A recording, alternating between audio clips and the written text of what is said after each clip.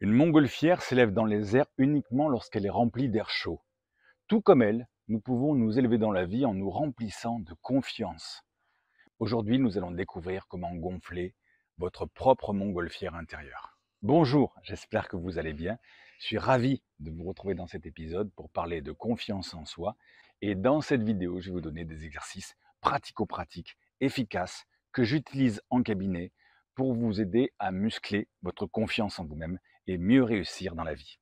Alors déjà, petite explication sur la confiance en soi. La confiance en soi, qu'est-ce que c'est? Et qu'est-ce que c'est par exemple par rapport à l'estime de soi? On a souvent tendance à mélanger un petit peu les deux. Alors l'estime de soi, c'est plus vaste que ça, hein. Selon la définition de Christophe André, l'estime de soi, c'est la confiance en soi, mais c'est aussi l'image de soi et l'amour de soi. La confiance en soi est comprise dans l'estime de soi, mais la confiance en soi, c'est plutôt la capacité à passer à l'action, hein.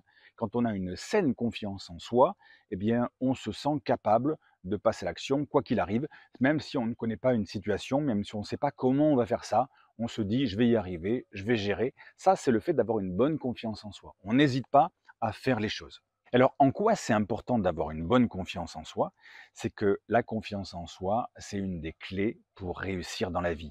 Tous les gens qui réussissent, hein, quel que soit le domaine sur lequel ils réussissent, hein, que ce soit financier, familial, sportif, professionnel, artistique, eh bien, ils ont une bonne confiance en eux-mêmes. C'est vraiment une des clés pour réussir dans la vie, pour tous les êtres humains. Et je dirais même plus loin, c'est peut-être une clé encore plus importante pour les hommes que pour les femmes. Pourquoi? Eh bien, c'est simplement en termes de séduction.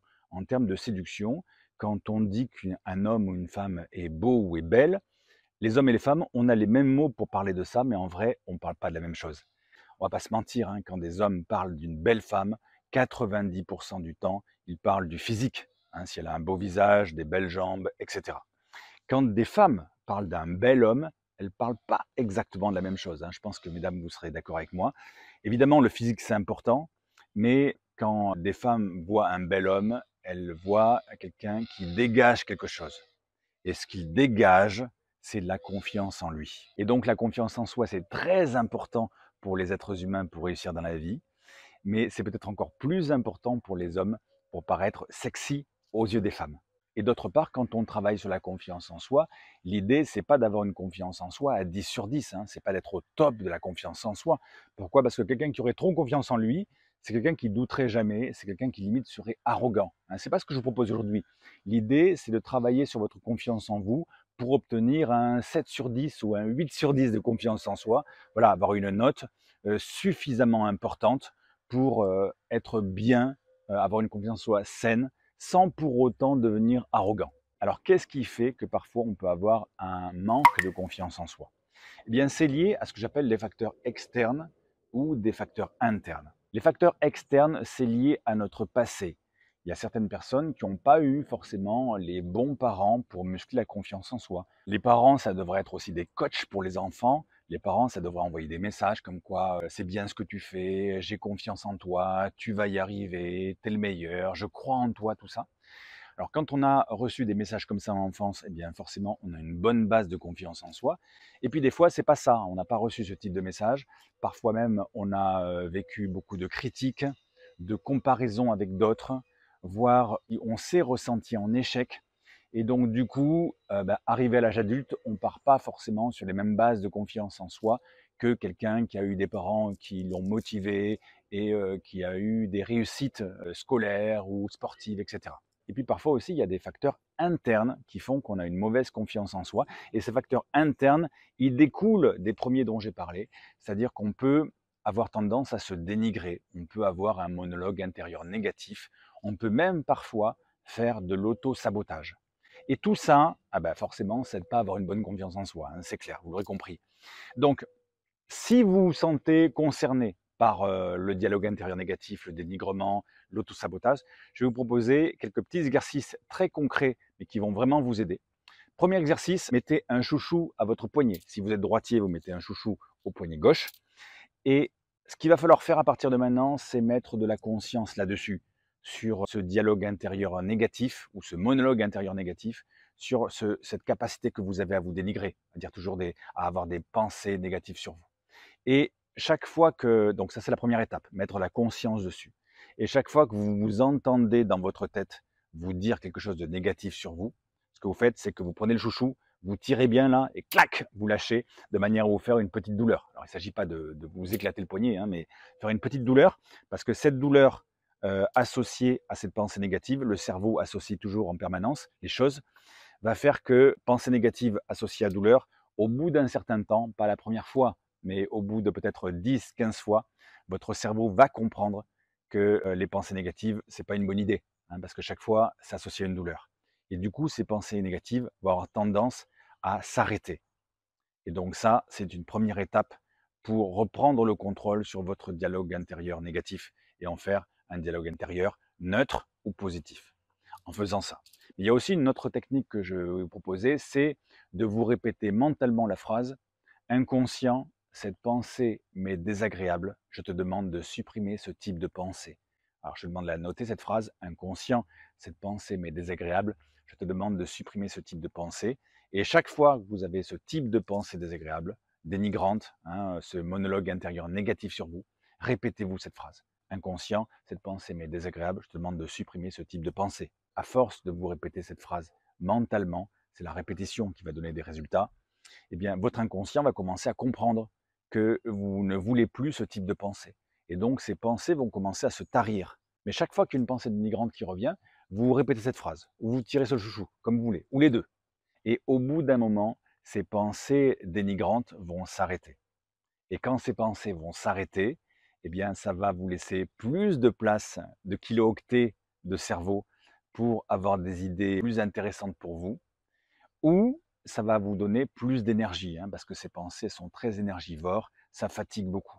Donc utilisez une de ces deux techniques, ou les deux si vous voulez, pour commencer à reprendre le contrôle sur votre dialogue intérieur, pour commencer à arrêter de vous faire du mal comme ça tous les jours un petit peu, hein. Et puis, si ça ne suffit pas, s'il y a beaucoup à travailler, si votre passé il a été assez lourd et si vous n'arrivez pas tout seul à reprendre le contrôle sur vos pensées, eh bien, ce qu'il faudra faire à ce moment-là, c'est peut-être aller voir un thérapeute. C'est aller voir consulter quelqu'un, une personne extérieure, un professionnel, qui va vous aider à faire la paix avec ce passé. Parce que faire la paix avec le passé, parfois, c'est une étape nécessaire pour commencer à reconstruire sa confiance en soi. Alors, troisième étape pour muscler de plus en plus votre confiance en vous, c'est d'avoir une mentalité de croissance, à l'instar d'une mentalité fixe. Une mentalité de croissance, c'est avoir l'envie de s'améliorer, hein, tout simplement, de s'entraîner, d'aller de l'avant, de devenir une meilleure version de soi-même. Il faut avoir cette envie-là de progresser pour pouvoir muscler la confiance en soi, pour pouvoir se développer là-dessus. Je vais vous donner un exemple personnel, c'est moi par rapport à la vidéo. Vous voyez, je tourne cette vidéo pour vous aujourd'hui. Ça paraît peut-être facile ou plus facile, mais il fut un temps où la vidéo pour moi, c'était une véritable torture.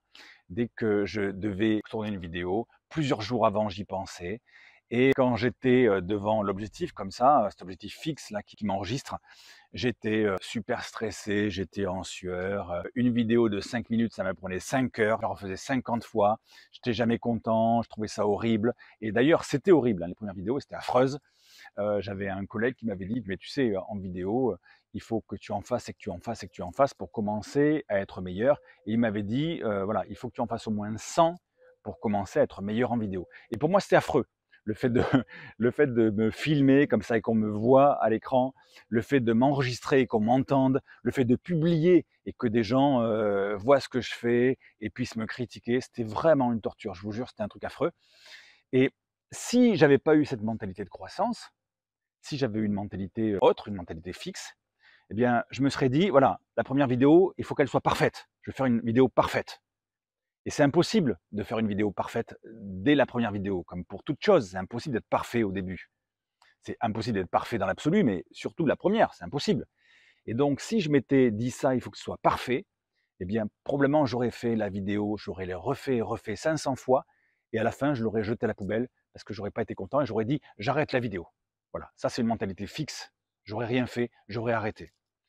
Ce que j'ai fait, et ce que je vous conseille de faire, c'est d'avoir une mentalité de croissance, c'est-à-dire au lieu de vouloir faire en sorte que la première vidéo, elle soit parfaite, l'idée c'est de se dire, la vidéo ne sera pas parfaite, mais je vais apprendre.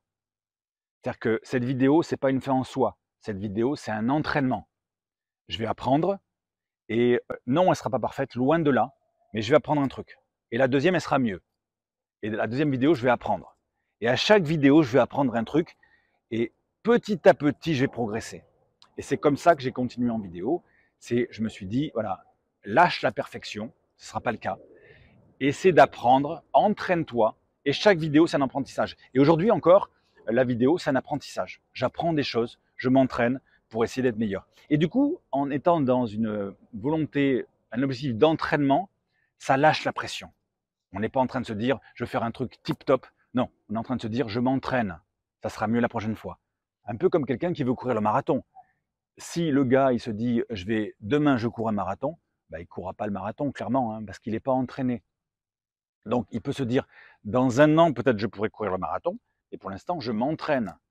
Je m'entraîne, je m'entraîne, je m'entraîne, et petit à petit, je vais m'améliorer. Et le jour du marathon, même, je m'entraînerai. Je m'entraînerai à ce marathon pour les prochains marathons. Voilà, il faut être dans une dynamique d'entraînement. Et vous, quelle que soit la chose qui vous challenge aujourd'hui, l'idée, c'est pas être dans le parfait, parce que si vous voulez être dans le parfait, vous ne ferez rien. L'idée, c'est vraiment être dans l'entraînement et de se dire, ok, ça ne sera pas parfait, je lâche l'objectif de perfection. Juste, je suis dans l'entraînement et j'essaie de m'améliorer. Et là, du coup, la pression baisse et vous pouvez vraiment faire quelque chose de bien. L'important, c'est de lâcher cette peur de l'échec qui vous empêche d'avancer et de faire les choses importantes pour vous dans votre vie. L'échec fait partie intégralement de la réussite. Si la réussite, c'était une recette de gâteau, eh bien l'échec est un des ingrédients qui permet de réussir cette recette. L'échec fait partie de la réussite. Si vous ne vous permettez pas d'échouer, vous ne pouvez pas réussir. Donc c'est très important d'intégrer ça. Regardez par exemple dans n'importe quel domaine, imaginez voilà, quelqu'un qui veut parler une langue, imaginez quelqu'un qui veut parler parfaitement anglais. Si la personne d'entrée de game elle se dit je parlerai anglais que quand j'aurai un super accent, eh bien très concrètement, elle ne parlera jamais anglais. Regardez toutes les personnes qui sont bilingues, toutes les personnes qui parlent parfaitement une langue étrangère, elles ont commencé à être nulles dans la langue, elles n'avaient pas de vocabulaire, etc. Et puis, elles ont commencé à parler, mais elles n'avaient pas les bonnes conjugaisons, les bonnes expressions. On s'est foutu d'elles. Et puis ensuite, une fois qu'elles ont commencé à parler un peu à baragouiner, voilà, elles avaient un accent pourri. On s'est foutu d'elles. Et puis ensuite, elles parlaient mieux, mais il leur manquait du lien, des expressions, elles captaient pas l'humour, etc. On s'est fichu toujours d'elles. Et puis ensuite, il leur manquait l'ironie, le sarcasme, toutes ces choses qui font qu'on est encore mieux dans une langue ou la façon de parler des émotions. Toujours pareil, il leur a manqué des choses jusqu'au moment donné où elles ont parlé parfaitement cette langue étrangère qui est importante pour elles. Et tous les gens qui parlent parfaitement une langue étrangère sont passés par tous ces stades où ils étaient nuls, où ils se sont sentis en échec ou nuls, où on s'est fichu d'eux. Mais ils ont accepté de passer par là pour devenir super bons dans la pratique d'une langue, comme dans la pratique d'une autre activité. Tous les gens qui sont super bons, c'est qu'ils ont accepté à un moment donné d'être mauvais et de passer toutes les étapes jusqu'au moment donné où ils sont devenus bons. Donc vous aussi, n'ayez plus peur de l'échec. L'échec fait partie de la réussite. Comme dans une recette de gâteau, c'est un des ingrédients. Et mettez-vous dans une mentalité de croissance, d'entraînement. Je ne cherche pas la perfection, je cherche à m'entraîner pour m'améliorer au fur et à mesure et devenir meilleur, une meilleure version de moi-même. Alors ceci étant dit, maintenant, comment muscler la confiance en soi? Et je vais vous donner maintenant un exercice très efficace pour faire ça. Cet exercice, il part du principe que dans notre vie, on a deux zones. Chacun de nous a deux zones. Chacun de nous a une zone de confort et une zone d'inconfort. La zone de confort dans votre vie, c'est tout ce que vous faites de manière confortable sans même y penser. Par exemple, ce matin, entre le moment où vous êtes réveillé et le moment peut-être où vous êtes sorti de chez vous, eh bien 80% des choses que vous avez faites, vous les faites dans votre zone de confort, c'est-à-dire en mode automatique. Voilà, on se lève toujours de la même façon, on va prendre sa douche toujours de la même façon, son petit déj, etc. Et tous les gestes qu'on fait, toutes les pensées qu'on a à ce moment-là, elles sont un peu en automatique. C'est notre zone de confort, ça ne demande aucun effort. Et de manière générale, la zone de confort, c'est tout ce qui vous demande, tout ce que vous faites en automatique, mais ça peut être au travail, ça peut être vos trajets quotidiens, ça peut être vos proches, vos amis, tout ça, c'est des choses que vous connaissez, vous avez vos repères, c'est OK pour vous, ça ne demande aucun effort. Ça, c'est la zone de confort. Cette zone de confort, elle est super. Pourquoi? Parce que dans la zone de confort, on est rassuré. Quand on est dans sa zone de confort, on est bien, on est dans son jus, on est rassuré. Et puis dans votre vie, il y a l'autre zone, la zone d'inconfort. C'est la zone où justement, au contraire, on ne sait pas faire. C'est la zone où c'est pas évident, c'est la zone où on apprend, c'est la zone où tout est un peu plus compliqué. Et comment on la reconnaît cette zone? En général, on est stressé. Quand on est dans la zone d'inconfort, on est stressé, on a plus ou moins de stress. Et d'ailleurs, le stress, c'est pas quelque chose de négatif, hein. C'est juste en fait un indicateur qui vous indique que vous êtes dans votre zone d'inconfort. Donc certains, c'est la gorge qui est serrée, d'autres, ça va être une oppression dans la poitrine, d'autres, ça va être une boule dans le ventre, d'autres, ça va être, ils vont se sentir un peu nerveux, contractés, etc. Tout ça, ça veut dire que vous êtes dans votre zone d'inconfort. Et alors, vous allez me dire, mais c'est quoi l'intérêt d'aller dans la zone d'inconfort qui est stressante, alors qu'on est si bien dans son jus, dans la zone de confort? Ben, tout simplement, c'est la zone de confort, elle est très bien, elle est rassurante, mais on n'y apprend rien. On, on y stagne, même on régresse dans cette zone. La seule zone de votre vie où vous avez appris tout ce que vous savez, c'est dans la zone d'inconfort. C'est là où on est stressé. Depuis tout petit, quand vous avez appris à marcher, vous avez appris à marcher dans votre zone d'inconfort. Au début, marcher à quatre pattes, c'était votre zone de confort. Jusqu'à un moment donné où vous êtes mis la pression, vous avez vu les grands qui étaient debout et vous êtes dit, il faut que je me lève sur mes deux pieds, sur mes deux jambes. Donc, vous avez essayé de vous lever et vous savez combien de fois on tombe quand on apprend à marcher debout? Il paraît qu'on tombe en moyenne 2000 fois. C'est-à-dire que pendant 2000 fois, vous vous êtes senti en échec. Pendant 2000 fois, vous êtes tombé, vous vous êtes fait mal, vous avez pleuré, vous étiez en colère, etc. Vous étiez frustré. Et chaque fois, vous avez essayé de vous relever. Pendant 2000 fois. Jusqu'à un moment donné où vous avez tenu debout. Plus ou moins. Hein. Et puis vous avez commencé à marcher. C'était un peu, c'était pas évident. Hein. Les mouvements n'étaient pas très coordonnés. Et puis, il y a un moment donné où vous avez réussi à marcher. Les parents vous ont applaudi, tout ça. Et puis, il y a un moment donné où, plus que marcher, vous avez commencé à trotter. Et puis, à un moment donné, même, vous avez su courir. Et quand vous saviez courir, déjà, la marche, c'était devenu votre nouvelle zone de confort. C'est-à-dire qu'au début, la zone de confort, c'était juste marcher à quatre pattes. Et ensuite, marcher debout sur vos deux jambes. Il y a un moment donné où c'est devenu votre zone de confort. Comme aujourd'hui, quand vous marchez, vous ne pensez plus que vous marchez. C'est juste que vous marchez en faisant autre chose, en regardant vos SMS ou en faisant autre chose. C'est quoi cet exercice de passer de un moment donné où la zone de confort, c'est ça, et on sort de cette zone de confort pour aller se mettre debout, on va dans la zone d'inconfort, jusqu'à un moment donné où on maîtrise la zone d'inconfort, et que donc ça élargit notre zone de confort à ce qui était avant notre zone d'inconfort. C'est quoi cet exercice? C'est l'exercice ultime pour muscler votre confiance en vous. Chaque fois que vous allez dans votre zone d'inconfort, c'est là où vous grandissez, parce que la zone d'inconfort, c'est la zone où vous avez appris tout ce que vous savez.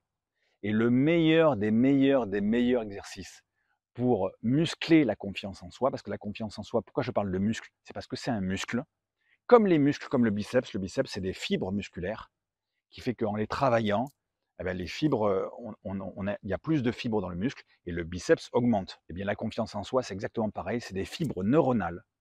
Et à force de faire des expériences, d'aller dans sa zone d'inconfort pour apprendre des choses, ça crée de plus en plus de fibres neuronales entre les différents neurones de notre cerveau et ça muscle la confiance en soi exactement comme un muscle, comme un biceps. Donc l'exercice que je vous propose aujourd'hui et qui est le top des exercices, c'est d'aller régulièrement dans votre zone d'inconfort, alors que vous n'avez pas envie d'y aller, hein, alors que c'est contre-intuitif, hein, pour muscler votre confiance en vous.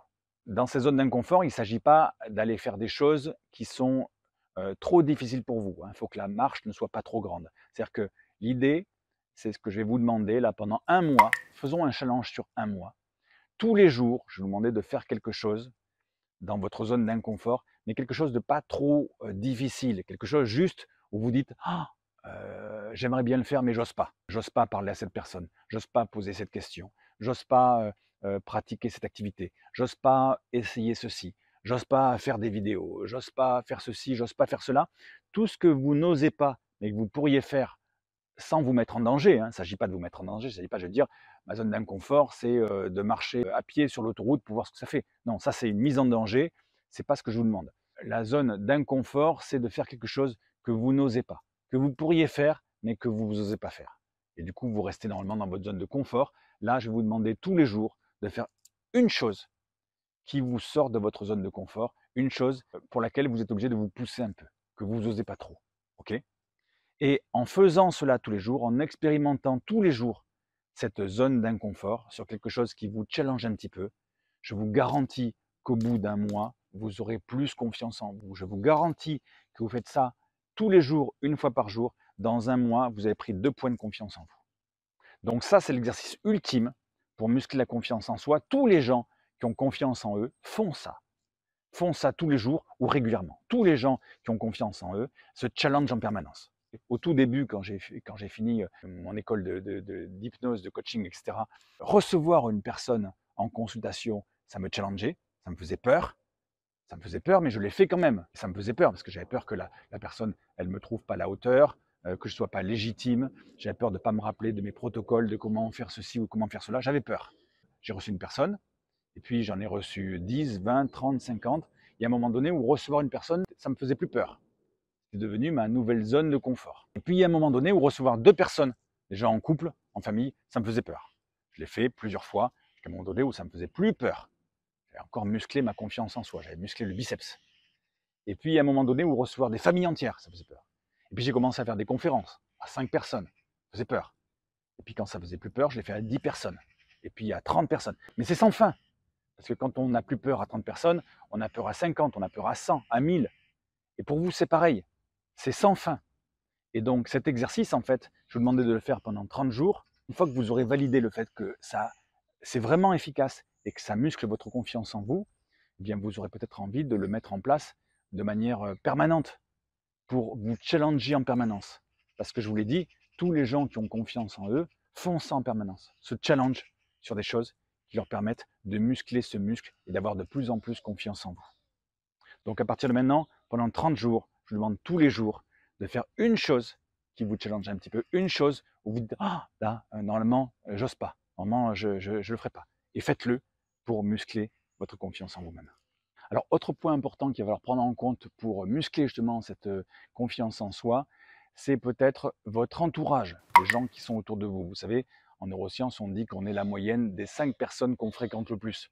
Donc si tous les gens qui sont autour de vous ont tendance à vous critiquer, à vous rabaisser, à vous casser du sucre sur le dos, ben peut-être qu'à un moment donné, il va falloir envisager d'aller voir ailleurs si l'herbe est plus verte. Et de manière générale, pour augmenter votre confiance en vous, c'est même bien au-delà d'avoir un entourage positif, hein, ou du moins neutre, en tout cas pas un entourage négatif.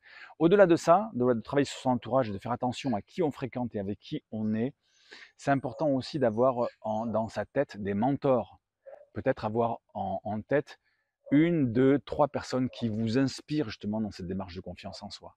Essayez de réfléchir à qui vous pensez quand vous pensez à la confiance en soi.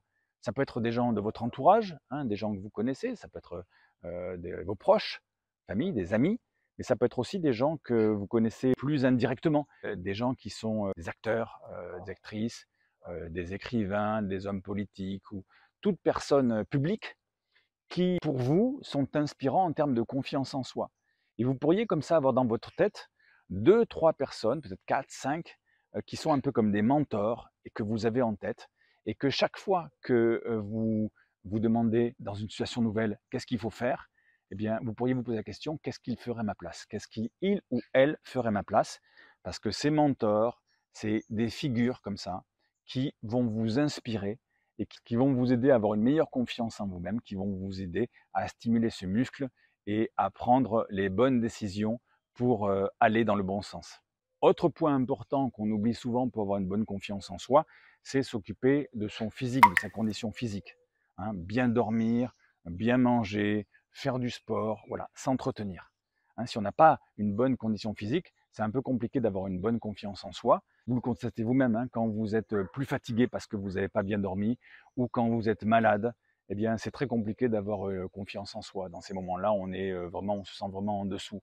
Donc c'est très important de mettre de la valeur sur le fait de bien manger, sur le fait de bien dormir, sur le fait de faire du sport.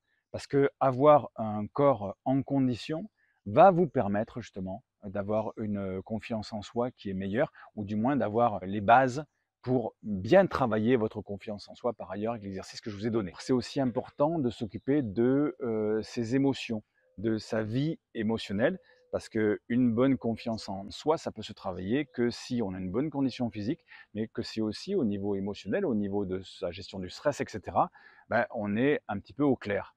Donc pour tout ce qui est gestion du stress, vie émotionnelle, je vous conseille de vous mettre à la méditation ou de faire une pratique de bien-être qui va vous permettre de vous poser un peu, de prendre du recul et du coup être dans les bonnes conditions pour travailler sur la confiance en vous. Enfin, voyez ce travail sur la confiance en soi comme une compétence à développer et non comme quelque chose d'inné. Les gens qui ont confiance en eux, ben, ils travaillent là-dessus, c'est du boulot. Donc, il faut faire preuve de discipline, il faut faire preuve d'entraînement, de patience, de mental. Et vous pouvez utiliser d'ailleurs des outils un petit peu comme un sportif qui voudrait améliorer sa performance sportive. Vous pouvez utiliser par exemple un journal sur lequel vous notez tous les jours tout ce que vous avez fait pour sortir de votre zone de confort, que vous notez toutes les pensées négatives que vous êtes en train de sortir de votre esprit, etc. Mais vous pouvez aussi utiliser des affirmations positives que ben, vous notez sur des petits papiers, par exemple sur votre smartphone, sur votre frigo, sur le miroir de votre salle de bain. Vous mettez des affirmations positives qui vous parlent et qui vous boostent.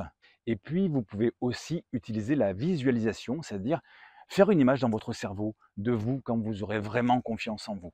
On a dit, pas une confiance en soi à 10 sur 10, mais une confiance en soi, allez, à 8 sur 10. Quand vous aurez vraiment confiance en vous, qu'est-ce que vous ferez? Comment vous serez? À quoi vous ressemblerez? Quelles seront vos activités? Qu'est-ce qui fera la différence, quoi? Qu'est-ce que vous ferez quand vous aurez confiance en vous que vous ne faites pas aujourd'hui? Vous pouvez faire une image de ça, une image dans votre cerveau, une image à laquelle vous repensez souvent, le soir quand vous vous couchez par exemple, ou le matin quand vous vous réveillez. C'est des moments où les ondes cérébrales sont propices à la programmation de votre esprit, et cette image mentale, vous la mettre dans votre esprit et vous dire, voilà, quand j'aurai très confiance en moi, je ferai ça, ou je serai là avec cette personne, etc. Et ça, c'est des choses aussi qui vont vous aider à avancer dans cette direction-là. Donc vous l'aurez compris, la confiance en soi, c'est pas une chance, c'est pas un truc que certains ont et d'autres n'ont pas. C'est du boulot, c'est quelque chose que vous pouvez avoir, c'est une compétence que vous pouvez obtenir. Il faut juste un petit peu de travail. Si vous suivez les points dont on a parlé ici et si vous faites les exercices, il n'y a pas de problème, vous aurez plus confiance en vous. L'important, c'est de vous y mettre dès maintenant, c'est de faire le premier pas et de faire un petit pas tous les jours, un petit pas tous les jours pour augmenter votre confiance en vous-même. Et au bout d'un moment, vous allez voir, au bout de 30 jours déjà, si vous suivez l'exercice dont on a parlé, vous allez voir, vous aurez automatiquement beaucoup plus confiance en vous et vous allez vous surprendre à faire des choses que vous n'auriez pas faites avant. Donc, je vous conseille qu'une chose, c'est de passer à l'action tout de suite. Et si vous voulez aller plus loin, eh bien vous trouverez en description un programme qui justement va vous permettre de travailler sur la confiance en soi, travailler sur l'estime de soi et d'avancer encore plus profondément, encore plus efficacement vers votre objectif. Si cette vidéo vous a plu, n'hésitez pas à lâcher un petit pouce, puis à la partager autour de vous aux personnes de vos proches qui seraient intéressées. Et puis moi je vous dis à bientôt pour une prochaine vidéo. Bye bye.